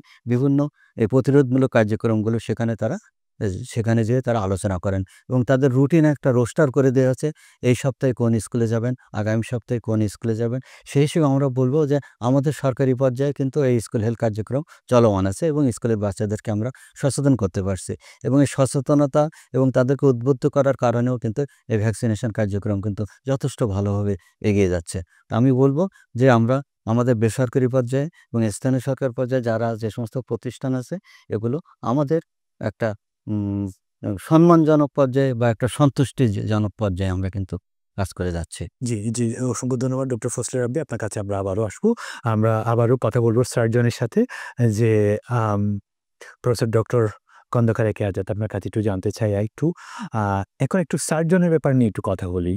আপনি যেহেতু এটা নিয়ে খুব ওতপ্রোত জড়িত এবং ছাত্রীদের নিয়ে কাজ করেন এবং যেটা সিএসসি হাসপাতাল ব্যবস্থাপনা পরিচালক বললেন, আপনি বিভিন্ন দেশের সাথে যৌথভাবে রিচার্জ করেন ব্যাপারটা নিয়ে। সেই জায়গায় আপনার বক্তব্যটা কিন্তু আমাদের নারীরা বা ছাত্রীরা এই মুহূর্তে দেখছে, তারা শুনছে আপনার কথাগুলো মনোযোগ সহকারে। সেক্ষেত্রে প্রাথমিক পর্যায়ে শনাক্ত করার জন্য আপনারা আসলে কি করেন? মানে নারীদেরকে বা মেয়েরা যারা আসে তাদেরকে আপনারা প্রাথমিকভাবে কি করে থাকেন এবং বিএসসি, সিবিই মাধ্যমে বা মেমোগ্রামের মাধ্যমে আপনারা কি পরীক্ষা-নিরীক্ষা করেন বা এদের ভূমিকা কি? বিশেষ করে বিএসসি বা সিবিই? ধন্যবাদ। এটা একটু গুরুত্বপূর্ণ প্রশ্ন এবং আমার মনে হয় আজকের এই আলোচনার মধ্যে এটা একটা ইম্পর্টেন্ট মেসেজ হতে পারে আমাদের নারীদের মধ্যে যে প্রাথমিক পর্যায়ে কিভাবে শনাক্ত করা যায়। বেসিক্যালি প্রাথমিক পর্যায়ে শনাক্ত করার পদ্ধতি ৩টা। একটা হচ্ছে ব্রেস্ট সেলফ এক্সামিনেশন, যেটা আমরা বলি নিজের স্তর নিজে পরীক্ষা। ২ নম্বর হতে পারে চিকিৎসক দিয়ে স্তর পরীক্ষা, যেটাকে আমরা বলি clinical breast examination. And third বলি আমরা একটা ইনভেস্টিগেশনস ম্যামোগ্রাম। তো ৩টাই কিন্তু মানে ৩টাই করতে হবে। একটা দিয়ে শুধু একে শনাক্ত করা যাবে না। তো ব্রেস্ট সেলফ এক্সামিনেশন যে একটা নারী নিজের পরীক্ষা স্তর নিজে কীভাবে করবে, এটা আমাদের একাডেমিয়া থেকে আমরা একটা ভিডিও তৈরি করেছি। যে ভিডিও ডেমনস্ট্রেশনস যে কিভাবে এক্সামিনেশনটা করতে হয়। কারণ এরও একটা টেকনিক আছে, মানে যেভাবে করলে হয়তো এটা হাতে ধরা পড়বে না। তো এখন বলা হয় যে আজকে যদি শুরু করে, সে তার পার্সেন্টেজ অফ ডিটেকশন সে যত করতে পারবে, এটা শুধু 1 মাস কন্টিনিউ করে, তার কিন্তু চান্সেস ডিটেকশনটা অনেক বেশি বেড়ে যাবে। তাহলে এই ব্রেস্ট সেলফ এক্সামিনেশনটা আমাদের মানে বলা থাকে যে প্রত্যেকটা মহিলা 20 বছর বয়সের পর থেকে মাসে 1 বার করবে, এবং সেই 1 বারটা হবে তার মাসিক হওয়ার 5 থেকে 7 দিন পরে। আর যে মায়েরা বুকের দুধ পান করান, তারা করবে বুকের দুধ খাওয়ানোর পরে পরীক্ষাটা করবে। আর এমন হয় যে কিছু, কিছু ক্ষেত্রে যে যাদের জরায়ু কেটে ফেলা হয়েছে, তাদের তো আর মাসিক তো হবে না। তখন যে মাসে তাদের মাসিকটা হতো, ওই সময় তারা প্রত্যেক মাসেই এই নিজের স্তর নিজের পরীক্ষাটা করবে না। ডেফিনিট নিয়ম অনুযায়ী। কোনো অস্বাভাবিকতা দেখলে সঙ্গে, সঙ্গে চলে আসবে। একটা মেসেজ এখানে ইম্পর্টেন্ট, যেটা আমি বলব যে এই ব্রেস্ট সেলফ এক্সামিনেশন করতে মাসে 1 বার সময় লাগে মাত্র হয়তো 2 মিনিট। আচ্ছা। কিন্তু এইটা তার জীবনের জন্য হতে পারে সর্বোচ্চ বিনিয়োগ। এই বিনিয়োগটা হতে পারে তার জীবনের জন্য ম্যাক্সিমাম। সো এই টাইমটা সবাইকে বলব দিতে, খেয়াল করতে। ক্লিনিক্যাল ব্রেস্ট এক্সামিনেশন হচ্ছে এটাও, যেমন আমরা তো হার্ট চেক করি, আমাদের লাং চেক করি, আমরা চোখের ডাক্তারকে দেখাই, হ্যাঁ? বা কোনো মহিলা ডাক্তারকে দেখাই। আমরা সোসাইটিতে কিন্তু এখনো এই অ্যাওয়ারনেসটা হয় নাই, আমার ব্রেস্টটাকে দেখাতে হবে। যেখানেও কোনো রোগ হতে পারে, এখানেও কোনো খারাপ রোগের জন্ম নিতে পারে। তো এই অ্যাওয়ারনেসটাও কিন্তু আমাদের সোসাইটির মধ্যে দরকার। তাহলে চিকিৎসক দিয়ে স্তনগুলো দেখানো, পরীক্ষা করানো যে ঠিক আছে কিনা। আর ম্যামোগ্রামের ব্যাপারটা হচ্ছে যে সাধারণত দেখা যায় যে পশ্চিমা দেশ এবং আমাদের এশিয়ান দেশ, ব্রেস্ট ক্যান্সারের কিছু পার্থক্য আছে। পশ্চিমা দেশে সাধারণত দেখা যায় যে 50 ঊর্ধ্ব নারীদের মধ্যে বেশি। বাট আমাদের এশিয়ান যে দেশগুলো, আমরা হই ইন্ডিয়া হোক, পাকিস্তান হোক, যে এই রিজিয়নের, এদের ক্যান্সারটা ইউজুয়ালি 40 এবং তার নিচে, আর্লি বয়সে। তাহলে আন্তর্জাতিকভাবে যে টাইম ফ্রেমগুলো আমাদেরকে দিচ্ছে 20 বছর, বা ম্যামোগ্রামের জন্য একটা বয়স বলছে 40 বছর, তো আমাদের দেশের জন্য এক্সাক্ট পরিসংখ্যান নেই, বাট আমরা ধারণা করছি এবং যেটা রিকমেন্ড করা হয়, রিকমেন্ডেড সময়ের থেকে আরও আর্লি পরীক্ষাগুলো করতে। নিজের ব্রেস্ট নিজে পরীক্ষা হোক আর ম্যামোগ্রাম হোক। ম্যামোগ্রামের ব্যাপারটা হচ্ছে যে 40 বছর বয়স থেকে অ্যাটলিস্ট বছরে 1 বার করা। আ আর যে পরিবারে ব্রেস্ট ক্যান্সারের হিস্ট্রি থাকে, যেমন মায়ের ছিল, বোনের ছিল, খালার ছিল, সেখানে ওদের একটু এই অ্যাওয়ারনেসটা আরও আগে থেকেই শুরু করতে হবে। সেটা নিজের স্তর পরীক্ষা হোক, চিকিৎসা দিয়ে পরীক্ষা হোক, আর ম্যামোগ্রাম হোক। একজন নারী সে তো অবসর নিজে নিজেই তো পরীক্ষা করবে অনেক হবে, যেটা বুঝিয়ে দিলে। কখন একজন সার্জন বা বিশেষজ্ঞ ডাক্তারের কাছে যাবে, তাদের কি পরামর্শ দিবেন আপনি? আবার ও কথাতেই ফিরে আসি, যখন কোনো অস্বাভাবিক দেখবেন, তার নিজের স্তনে দেখবেন, অপোজিটটার সঙ্গে যখন কম্পেয়ার করবেন, বা নিজের হাতে কোনো কিছু দলা বা গোটা ধরা পড়বে, উনি দেখলেন যে তার নিপলটা একটু ভিতরের দিকে ঢুকে যাচ্ছে, বা চামড়াটা একটু কুঁচকানো হয়ে যাচ্ছে, বা কোথাও ডিম্পলিং হচ্ছে, এগুলো হচ্ছে হলো ক্যান্সারের একটা লক্ষণ। তখন থাকলে সঙ্গে, সঙ্গে সে ডক্টরকে দেখাবে। জি, এই ক্ষেত্রে আপনার যে সংস্থাটা আছে আসলে পোস্ট গ্র্যাজুয়েট সার্জারি একাডেমিয়া যেটা আছে, সেটার মাধ্যমে তো আসলে ছাত্রদেরকে বা সার্জন তৈরি করে। এই ক্যান্সার প্রতিরোধে আপনার কি পরিমাণ আসলে সার্জনদেরকে কিভাবে প্রস্তুত করছেন আপনার সংস্থাটি আসলে? আচ্ছা, আমাদের post graduate surgery academia basically surgeon তৈরিতে একটা ভালো রোল প্লে করছে। এখানে আমাদের একাডেমিয়াতে আ সবসময়ের জন্যই আমাদের অ্যারাউন্ড 200 স্টুডেন্টস থাকেন। আমাদের বোথ অনলাইন এবং অফলাইন থাকে, এবং ইন্টারন্যাশনাল, ন্যাশনাল ফ্যাকাল্টি সহ আমাদের এই প্ল্যাটফর্মটা পরিচালিত হয়।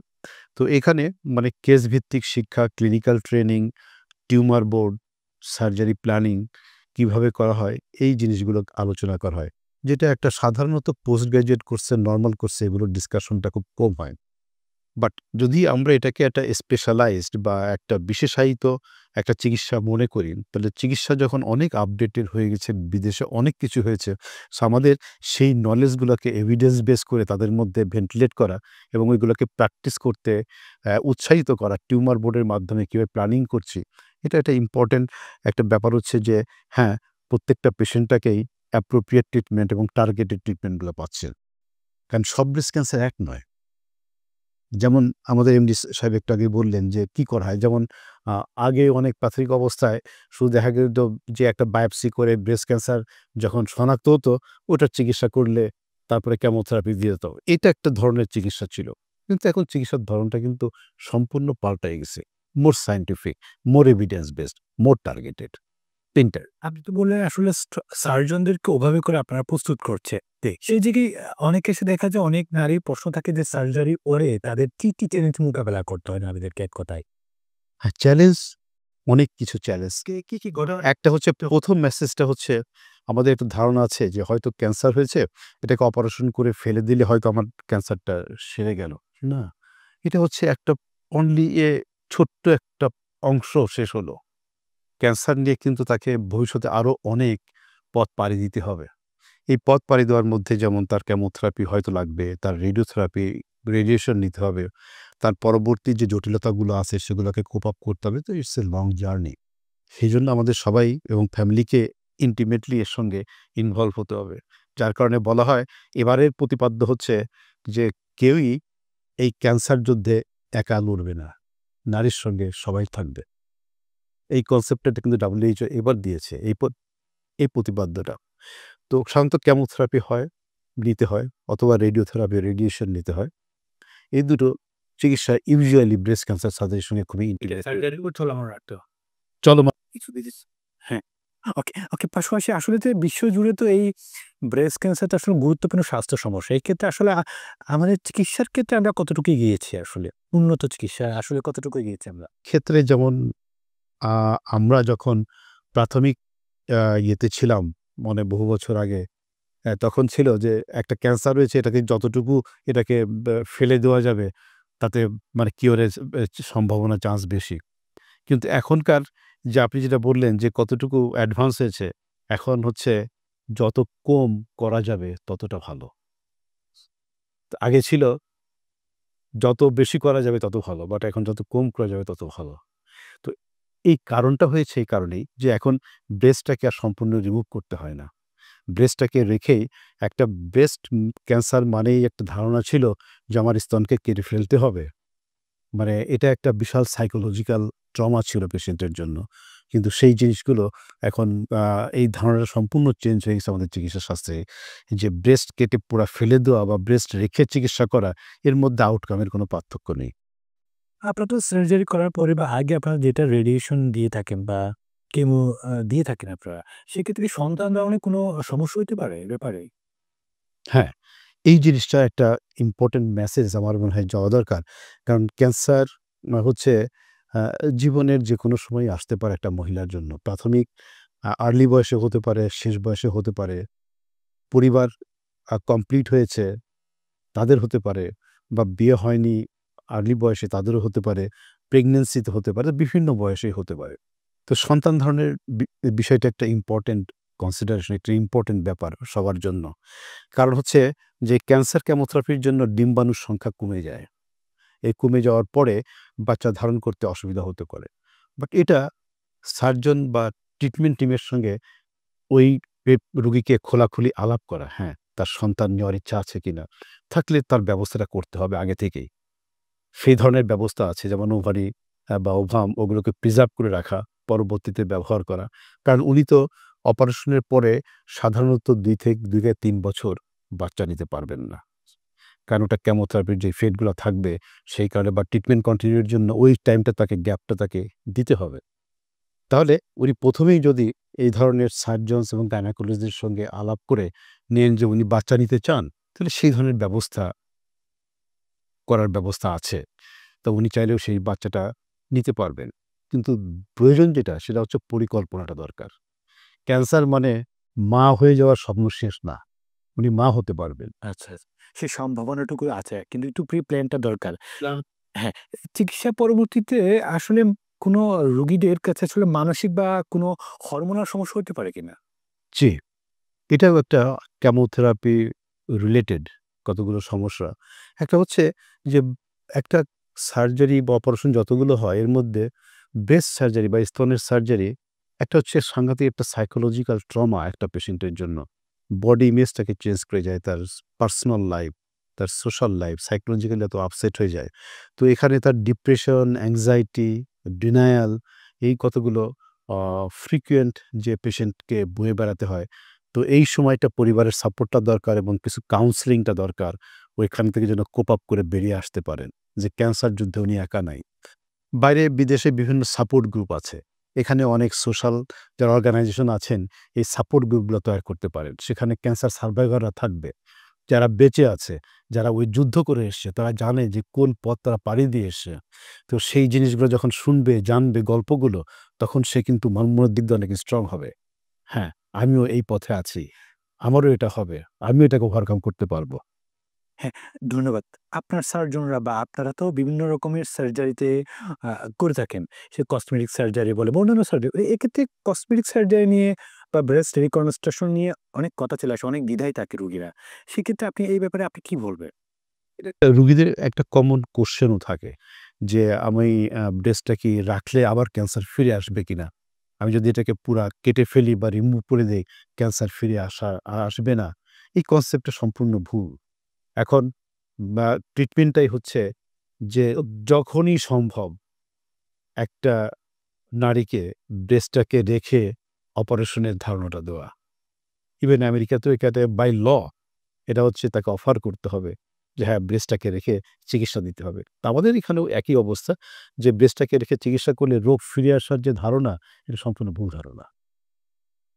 এক্ষেত্রে এবং এই ধারণাটা যদি পরিষ্কার থাকে, তাহলে হয়তো উনার জন্য সিদ্ধান্ত নিতে সহজ হবে যে না, আমার পুরা ব্রেস্টটা কেটে আমরা এত কঠিন কথা বলছি। আসলে এক কথায় কি আসলে ব্রেস্ট ক্যান্সার আসলে প্রতিরোধ করা সম্ভব কিনা আসলে? এটা তো মুখ্য একটা ব্যাপার। প্রতিরোধ কিছু কথা বলব, কিছু হয়তো হতে পারে। বাট ক্যান্সারকে প্রতিরোধ করা এটা 100% সম্ভব নয়। কারণ অনিয়ন্ত্রিত যখন কোষগুলো হয়, তখন একে নিয়ন্ত্রণে আনা বা কখন হবে, এটা সম্ভব হয় না। বাট কিছু ক্ষেত্রে হয় কি, যেমন কিছু লাইফস্টাইল মডিফিকেশন করে এর প্রকোপটা কমানো যেতে পারে। যেমন হচ্ছে আ আ চর্বি জাতীয় খাবার কম খাওয়া, শরীরের ওজন কমানো, ব্যায়াম করা। এটা অবশ্য অনেক ক্যান্সারের ক্ষেত্রেই ইকুয়ালি অ্যাপ্লিকেবল, অনেক ক্যান্সারের ক্ষেত্রেই। তো সেই ধরনের করলে আর বড় কথা হচ্ছে যে প্রকোপটা কমানোর থেকে early detection is much more important at present এই সময় ব্রেস্ট ক্যান্সারের জন্য। সেক্ষেত্রে একজন নারী যদি এই ব্রেস্ট ক্যান্সারে আক্রান্ত হয়, তার একটু সমাজের মধ্যে বা পরিবারের মধ্যে একটা লাজ, লজ্জা, ভয় কাজ করে। সে একটা ঘৃণিত পারসন হিসেবে কাজ মানে তাকে ট্রিট করা হয় সমাজের মধ্যে আমরা এইসব দেখি। এক্ষেত্রে এগুলো থেকে আমাদের বেরিয়ে আসা দরকার, খুবই দরকার। যে আমরা তো এই সচেতনতার মাসে আছি, কথা বলছি, এত সচেতন করছি। আপনার সকলেই সরকারিভাবে, বেসরকারিভাবে আপনার সংস্থার মাধ্যমে সচেতন করছি। কিন্তু আসলে কি সমাজ আমরা কি শুদ্ধ হচ্ছে কিনা? আমরা কি যারা আক্রান্ত হচ্ছে এই ব্যাপারটা নিয়ে, তাদেরকে আমরা ছোট করে দেখছি কিনা? তাদেরকে অবমূল্যায়ন করছি কিনা? কি বলবেন আসলে? এটা কি দরকার? আমাদের সচেতনতার জন্য সামাজিকভাবে কি করা দরকার? আমরা যেমন অনেকটা এগিয়েছি সোশ্যাল মিডিয়ার কারণে বা ভিডিওর কারণে, আবার প্রান্তিক জনগণ যারা বাইরে থাকেন, দূরে থাকেন, গ্রামে থাকেন, তাদের মধ্যে এই সচেতনতা অতটা এই আলোগুলো কিন্তু পৌঁছাতে পারছি না বা পৌঁছাচ্ছে না। এখন এই সচেতনতার জন্য যে জিনিসটা দরকার, যে কুসংস্কারগুলোকে তুলে ধরা, এই সচেতন হওয়া। যেমন কতগুলো জিনিস আমরা সবসময় একটা কথা বলি যে মহিলাদের এই প্রবলেমগুলো আপনারা নিজের সমস্যা নিজে বলুন, মুখ ফুটে কথা বলুন। এই সংস্কার থেকে বেরিয়ে এসে আপনি আপনার চিকিৎসার সঙ্গে খোলামেলা আলাপ করুন। হ্যাঁ? ভয় মানে একটা ভয় থাকে, লজ্জা থাকে, সেই লজ্জা থেকে বেরিয়ে আসতে হবে। আর এই পুরা কর্মকাণ্ডের জন্যই পরিবারের পুরুষ যারা আছেন, উনাদের কিন্তু একটা মুখ্য ভূমিকা আছে। সেটা পিতা হোক, সেটা ভাই হোক বা তার স্বামী হোক। ইনাদের একটা মুখ্য ভূমিকা পালন করতে হবে। আর এই মুখ্য ভূমিকা পালন করার জন্য তাদেরকেও কিন্তু ইকুয়ালি সচেতন হতে হবে। আমরা যে শুধু নারী সচেতনতা বলছি তা নয়। এখানে পুরুষ সচেতনতাও কিন্তু একটা ভেরি ইম্পোর্টেন্ট পার্ট। খুবই গুরুত্বপূর্ণ বিষয়। একটা পরিবারের পুরুষ সচেতন না হলে নারী সচেতন হবে না। আর নারী সচেতনতার এই কাজগুলো কিন্তু তখন ত্বরান্বিত হবে না। আর এই কাজগুলো করতে পারে কে? সোশ্যাল মিডিয়া করতে পারে, প্রিন্ট মিডিয়া করতে পারে। আপনারা আছেন, এই বক্তব্যগুলো আপনাদের মাধ্যমে ছড়িয়ে দিতে পারেন। এখানে পরিচালক সাহেব আছেন। বাংলাদেশের total health chain structure, very wonderful structure. এই নেটওয়ার্কটাকে কাজে লাগালে ওনাদের একদম প্রান্তিক একদম জনগণ পর্যন্ত ওনাদের মানে বিভিন্ন মানে প্রতিনিধি আছেন, ওয়ার্কার আছেন, তাদের মাধ্যমে ইনফরমেশনগুলো দিলে এটা কিন্তু একটা ভালো ইফেক্টিভ ওয়ে হতে পারে। আর হতে পারে কি আমাদের দেশের জন্য যে ধর্মীয় লিডার যারা আছেন, ওনাদের সম্পৃক্ততা মসজিদে, মসজিদে, মন্দিরে, মন্দিরে কিছু বয়ান করলে বা কথা বললে এগুলো কিন্তু অনেক ইমপ্যাক্ট সোসাইটিতে আসে। সে জায়গায় আমি একটু পূর্বের কথা নিয়ে আসি। আপনি একটু আগে বলেছিলেন যে আসলে আ আ এটাকে নির্দিষ্ট করার জন্য আসলে ওই পরিবারে, উক্ত পরিবারের পূর্বের কোনো যদি এই ব্রেস্ট ক্যান্সারে আক্রান্ত কোনো ইতিহাস থেকে থাকে, সেক্ষেত্রে বাকি যারা সদস্য আছে, নারী সদস্য বা পুরুষ সদস্য হইতে পারে, তো তাদের সচেতনতার জন্য কি প্রয়োজন? আসলে তাদের পূর্বের ইতিহাস যদি থাকে, তাদের ঘরের মধ্যে যদি এরকম ব্রেস্ট ক্যান্সারে আক্রান্ত থাকে, সেক্ষেত্রে অন্যরা কিভাবে আ তার জীবনটাকে পার করবে আসলে? কিভাবে তারা সচেতন হবে এক কথায়? অনেক ক্যান্সার নেই পরিবারটা এখন আসলে খুঁজে পাওয়া খুব কষ্ট। বিভিন্ন যেকোনো ক্যান্সার হোক, কোনো না কোনো গ্রেটার পরিবারের মধ্যে দেখা যায় আছে। তো ব্রেস্ট ক্যান্সারের ক্ষেত্রে যেটা হয় যে এই ধরনের কোনো ফ্যামিলি যদি থাকে, মানে রক্তের সম্পর্ক বলি আমরা, এদের মধ্যে যদি কারোর থাকে, তো তার কিন্তু ব্রেস্ট ক্যান্সার হওয়ার সম্ভাবনাটা বেশি তুলনামূলকভাবে। তো এটা ভয় নয়, এটাকে কিন্তু সচেতন হতে হবে, তাকে অ্যাওয়ার হতে হবে। হ্যাঁ, আমাকে খেয়াল রাখতে হবে আমার ব্রেস্টে কিছু অস্বাভাবিক কিছু হচ্ছে না। অতএব তার অ্যাওয়ারনেসটা বাড়াতে হবে এবং অ্যাট দ্য সেম টাইম তার যে ব্রেস্ট সেলফ এক্সামিনেশন করতো যে বয়সে, তার থেকে আরেকটু আর্লি বয়স থেকে শুরু করতে হবে। ম্যামোগ্রাম যে বয়সে করতো সেই বয়স থেকে একটু আর্লি বয়সে শুরু করতে হবে। তাহলে সচেতন হতে হবে। ভয় পেলে এই রোগ থেকে কোনো মুক্তি নেই। আর যে জিনিসটা হচ্ছে যে কিছু, কিছু এখন আছে জেনেটিক অ্যানালাইসিস বা জিন অ্যানালাইসিস করে বলে দেওয়া যেতে পারে যে আপনার ক্যান্সারের ঝুঁকিটা আছে কিনা।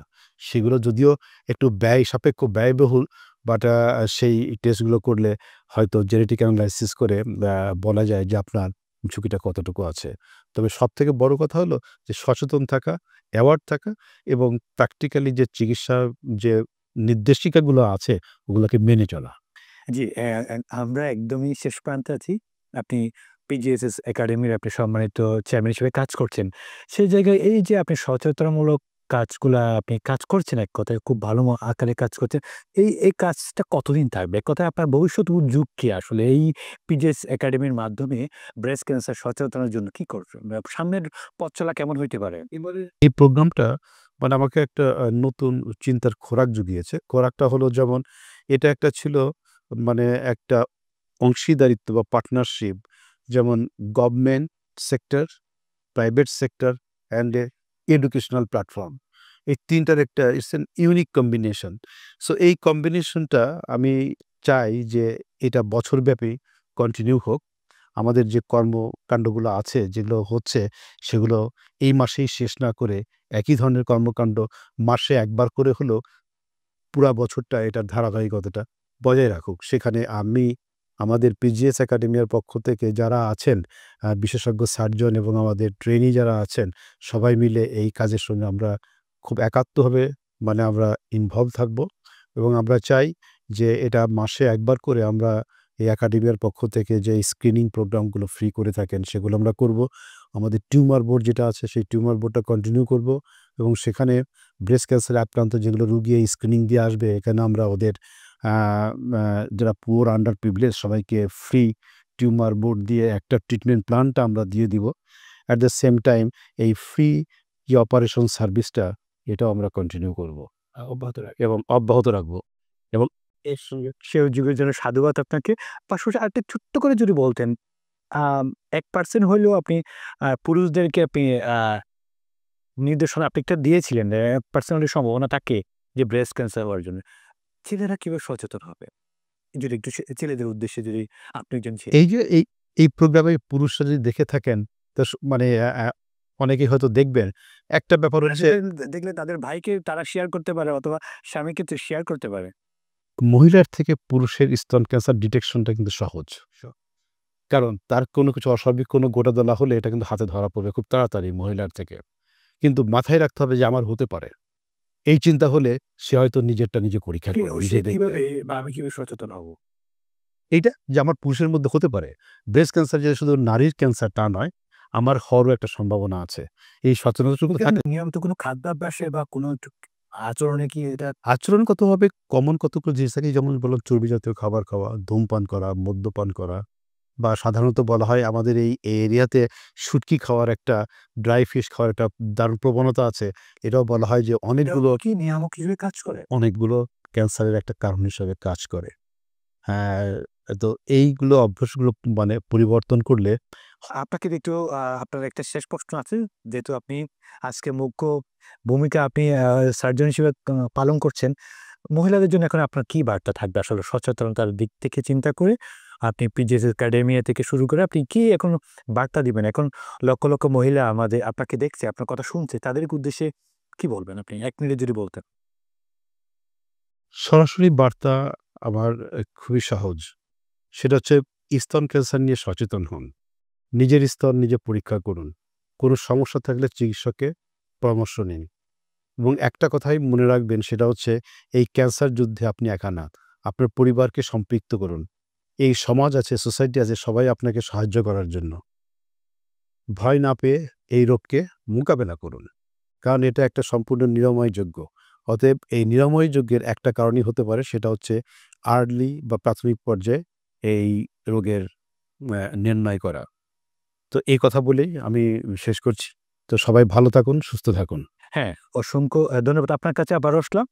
জনাব মোশাররফ করিম চৌধুরী, যে প্রশ্নটা আপনাকে রেখেছিলাম, আপনি তো ১ মাস ব্যাপী কার্যক্রমে হাত দিয়েছেন, কাজ করছেন, ভালোই ভালো কাজ করছেন। এই কাজটা কি অক্টোবর শেষে নভেম্বর শুরুতে বন্ধ করে দিবেন? না, বন্ধ তো আমাদের কখনো ছিল না। আমাদের কার্যক্রম তো অব্যাহত আছে। এই মাসটা বিশেষভাবে উদযাপিত হচ্ছে। এখন এই মাসে আমাদের প্রতি শনিবার, সোমবার, বুধবার ৩ দিন আমাদের বেস্ট সার্জন যারা আছে তারা এখানে রেজিস্টার হচ্ছে, পেশেন্টকে বিনামূল্যে ওনারা কনসালটেশন দিচ্ছেন, বিনামূল্যে ফ্রি স্ক্রিনিং করছেন। বিনামূল্যে আপনার হাসপাতালে? আমার হাসপাতালে, হ্যাঁ, Right. প্রতি শনিবার, সোমবার, বুধবার। আচ্ছা। ইতিমধ্যে কয়টা থেকে কয়টা? ৩টা থেকে ৬টা, আচ্ছা। বিকেল ৩টা থেকে সন্ধ্যে ৬টা।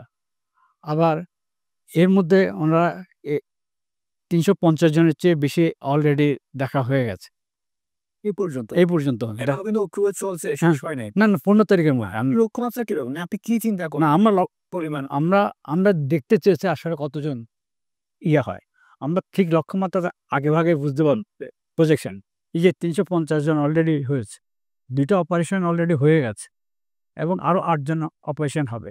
এই ৮ জনের অপারেশন হবে কিন্তু আমাদের ফ্রি হয়েছে। একেবারে ফ্রিলি, বিনা পয়সায় সমস্ত ওষুধপত্র সহ প্যাথোলজিক্যাল পরীক্ষা, অন্যান্য সমস্ত পরীক্ষা। তথ্য কিন্তু এটা একশোতে হাসপাতাল পিএইচ ভিসা এত একটা সার্জারি তাও বের হোক। এটার সঙ্গে একটু যুক্ত করে, এটা হচ্ছে মেয়রের সুপারিশে, কিন্তু মেয়র যদি সুপারিশ করেন যে এই 10 জন, অবশ্যই তাদেরকে আর্থিকভাবে অসচ্ছল যারা, তাদের 10 জনকে আমরা ফ্রি অপারেশন করব এবং আমাদের একাডেমিয়া এই কাজটা করবে। আমরা শুরু করেছি, আমাদের হয়েছে ৩৫০ জন অলরেডি হয়ে গেছে, 2টো অপারেশন হয়ে গেছে। আমাদের প্রোগ্রামটা কন্টিনিউ করবে ভবিষ্যতে। এখন এই যে অক্টোবর মাস যেহেতু এখনো চলমান, আপনার কেমন রোগী আশা করছেন? মানে কত পরিমাণ আপনার লক্ষ্যমাত্রা, আপনার কিরকম চিন্তা ভাবনা কিরকম?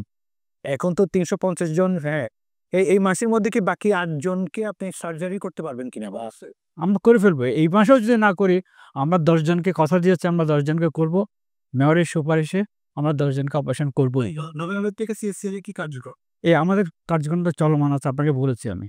এই যে আমাদের পুরো একটা সেটআপ আছে, তো পুরো একটা টিম আছে। এই টিমটা পুরো বছরই কাজ করে যাচ্ছে। আর এটা আমরা স্পেশালি পালন করছি।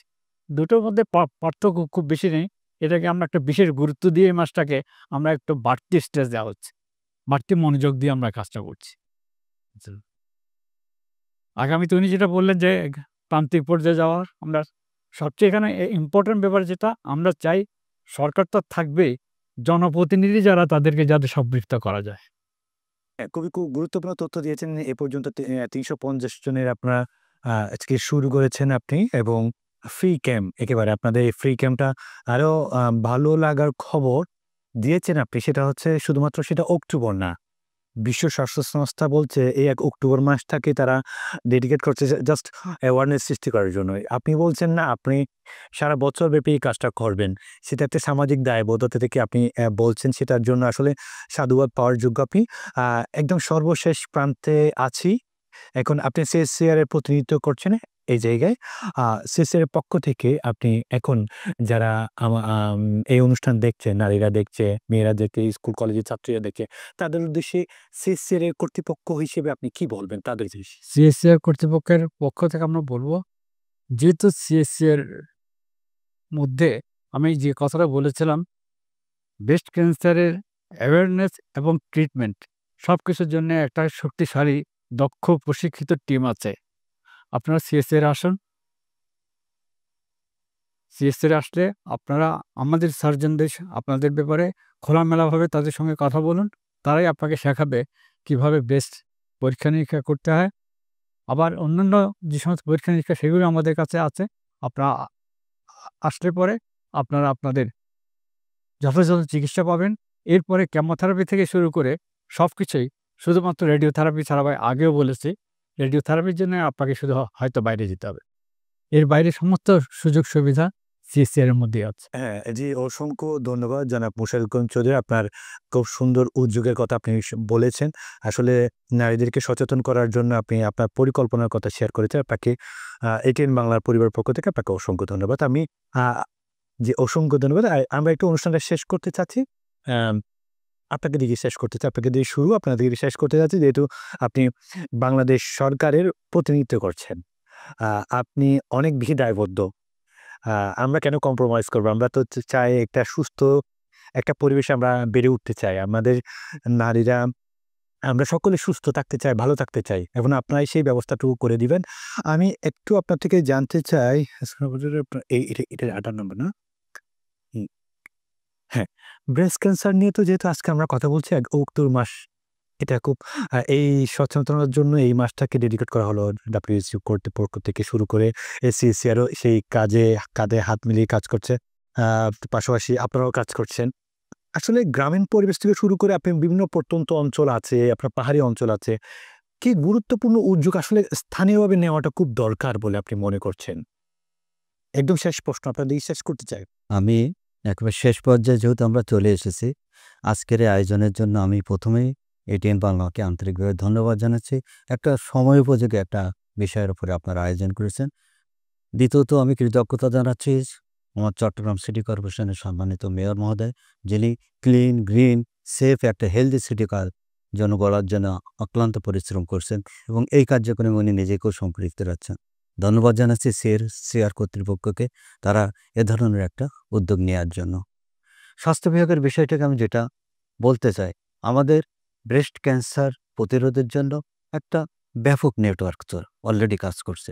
আমাদের বাংলাদেশ মেডিকেল ইউনিভার্সিটি, যেটা পূর্বের পিজি হাসপাতাল, তার নেতৃত্বে কিন্তু আমরা প্রতিটি উপজেলা এবং জেলা পর্যায়ে আমাদের ভায়া সেন্টার এবং মেডিকেল কলেজগুলোতে আমাদের ভায়া সেন্টারগুলো চালু আছে এবং সেটা অত্যন্ত সুন্দরভাবে তাদের কার্যক্রম চালু করছে।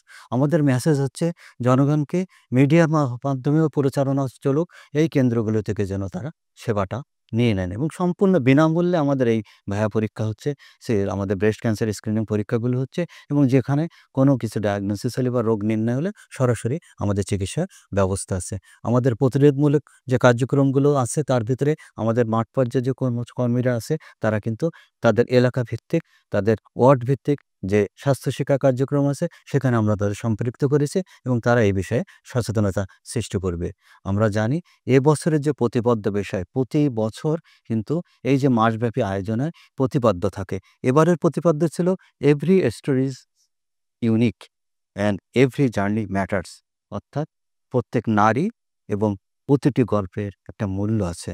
আমরা আমাদের নারীদেরকে এটাই বলবো, নিজেকে জানুন, নিজেকে ভাবুন এবং নিজেকে জয় করুন।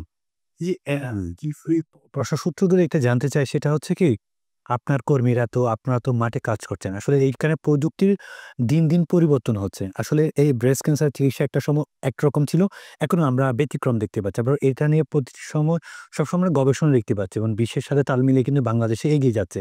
সেই জায়গায় আপনার মাঠ কর্মীরা যারা সচেতন করার জন্য মাঠে কাজ করছেন, তারা আসলে কতটা সচেতন, বা তারা কতটা দক্ষ, তারা কতটা প্রশিক্ষিত? আমি যেটা একটু আগেই বললাম, আমাদের সরাসরি বাংলাদেশ মেডিকেল ইউনিভার্সিটি থেকে এই কার্যক্রমটা তদারকি করা হচ্ছে এবং কয়েকটি লক্ষ্য নিয়ে আমরা কাজ করে যাচ্ছি। আমরা তৃণমূল পর্যায়ে যারা কর্মী আছে এবং আমাদের যে ভায়া সেন্টারগুলোতে যারা কাজ করে, বিভিন্ন সিনিয়র স্টাফ নার্সরা কাজ করেন এবং তারা প্রশিক্ষিত, এবং প্রশিক্ষণের পাশাপাশি তাদেরকে অনলাইন তাদেরকে প্রশিক্ষিত করা হয়েছে এবং ইলেকট্রনিক ডাটা ট্র্যাকিং করার একটা সিস্টেম চালু আছে। এবং এই কর্মীদের 4টা বিষয় কিন্তু আমরা মাঠ পর্যায়ে কথা বলার জন্য নির্দেশনা দিয়েছি। প্রথমটি হলো মেয়েরা হচ্ছে নিজেদের স্থান পরীক্ষা করবে, তাদেরকে সুষম খাবার খাওয়ার ব্যাপারে তাদেরকে আমরা উদ্বুদ্ধ করব, তাদেরকে ওজন কমানোর জন্য বলবো, তাদেরকে নিয়মিত অন্তত 20 মিনিট হাঁটার জন্য বা ব্যায়ামের জন্য বলবো, তাদেরকে অ্যালকোহল এবং ধূমপান থেকে মুক্ত থাকতে বলছি আমরা, এবং প্রতি 40 বছরের পরে তারা যেন মেমোগ্রাফি করেন। এই বার্তাগুলো কিন্তু আমরা তৃণমূল পর্যায়ে পৌঁছে দিচ্ছি। আমরা মনে করি আমরা যে কার্যক্রমগুলো করছি স্বাস্থ্য বিভাগের পক্ষ থেকে, সেটা আপনারা মিডিয়ার মাধ্যমে যদি প্রচারণা চালান, সেটা কিন্তু আমাদের জন্য অনেক উপকারী হবে। একটি মেসেজ যদি দিতে পারেন না, আপনার নিকটস্থ স্বাস্থ্যকেন্দ্রে স্তন পরীক্ষার ব্যবস্থা আছে, আপনারা সুযোগটি নিন। এটাই একটা কথাতেই কিন্তু আমরা স্বাস্থ্য বিভাগে আমূল পরিবর্তন আনতে পারবো। খুবই গুরুত্বপূর্ণ হচ্ছে এই অনুষ্ঠানে আমরা গুরুত্বপূর্ণ ব্যক্তিদেরকে রাখতে পেরেছি। এক সরকারের যিনি প্রতিনিধিত্ব কর্মী পুরো চট্টগ্রাম বিভাগের, আমরা তাকে পেয়েছি। আমরা একজন বিখ্যাত সার্জনকে আমরা পেয়েছি। আমরা আসলে অনুষ্ঠান অনেক প্রশ্ন রেখেছি, যেহেতু সময় স্বল্পতার কারণে আমরা অনেকগুলো প্রশ্ন দিতে পারছি না, এখানে শেষ করতে হচ্ছে। সুপ্রিয় দর্শক, আপনারা সকলেই জানেন এই চট্টগ্রাম এক্সপ্রেসের মাধ্যমে আমরা আলোচনা করি চট্টগ্রামের উন্নয়ন, সমস্যা এবং সম্ভাবনা নিয়ে, তার পাশে স্বাস্থ্য খাতের বিভিন্ন খুঁটিনাটি বিষয়ে আমরা আলোচনা করে থাকি। আজকে আমরা এমন একটি বিষয় আলোচনা করেছি, খুবই গুরুত্বপূর্ণ একটা বিষয়, সেটা হচ্ছে ব্রেস্ট ক্যান্সার সচেতনতা। অক্টোবর মাস চলছে, এটা WHO কর্তৃপক্ষ এই অক্টোবর মাসকে সচেতনতার মাস হিসেবে ঘোষণা করেছে। খুব ভালো একটা প্রতিপাদ্য বিষয় দিয়েছে। আসলে আমাদের উচিত আর সচেতন হওয়া, আমাদের প্রতিটা নারী, প্রতিটা পুরুষ বলে সকলেই উচিত আমরা সচেতন নিজে সচেতন হব, অন্যকে আমরা সচেতন করবো। আসলে এই রোগটাকে যদি প্রথমার্ধে কিন্তু যদি নির্ধারণ করা হয়, তাহলে এই রোগটা আসলে প্রতিরোধ খুবই সহজতর হয়। একবার যেটা সার্জন বলেছিলেন বা আমাদের আলোচক বৃন্দরা বলেছেন, আসলে আগে থেকে কীভাবে আমরা এটাকে নির্দিষ্ট করতে পারবো তা নিয়ে আজ আমরা ব্যাপক আলোচনা করেছি। আমরা তাদের নির্দিষ্টকরণ প্রক্রিয়া, ডায়াগনোসিস প্রক্রিয়াগুলো নিয়ে কথা বলেছি, এবং বিশেষ করে নারীরা অনেক প্রশ্ন করে থাকে যে এটা আসলে কেটে ফেলতে হয় কিনা, রাখতে হয় কিনা, রাখার পরে থাকে কিনা, আবার রাখলে পরে সন্তান মানে বাচ্চা নিতে পারে কিনা, অনেক প্রশ্ন। সেই প্রশ্ন উত্তরগুলো আজকে আমাদের অনুষ্ঠানের মাধ্যমে আপনারা জানতে পেরেছেন। আগামী পর্ব দেখবার আমন্ত্রণ জানিয়ে শেষ করছি আপনাদের সকলের প্রিয় অনুষ্ঠান চট্টগ্রাম এক্সপ্রেস। সে পর্যন্ত ভালো থাকুন, সুস্থ থাকুন, আল্লাহ হাফেজ। Spell magic. MAGIC, magic.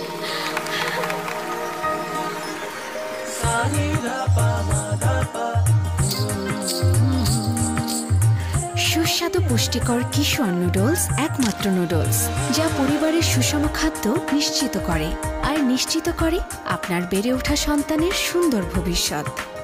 কিশোর নুডলস, মমস ম্যাজিক।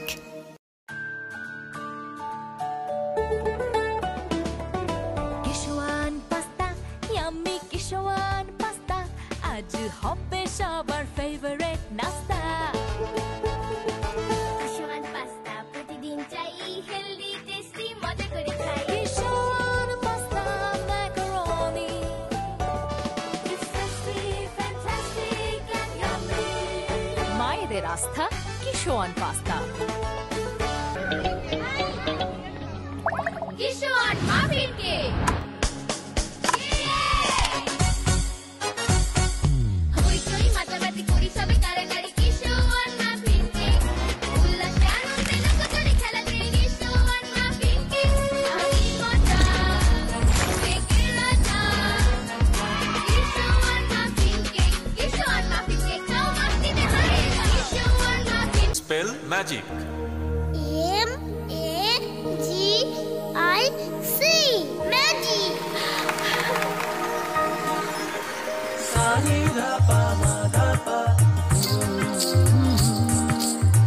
সুস্বাদু পুষ্টিকর কিশোর নুডলস, একমাত্র নুডলস যা পরিবারের সুষম খাদ্য নিশ্চিত করে আর নিশ্চিত করে আপনার বেড়ে ওঠা সন্তানের সুন্দর ভবিষ্যৎ। Kishore noodles, moms magic.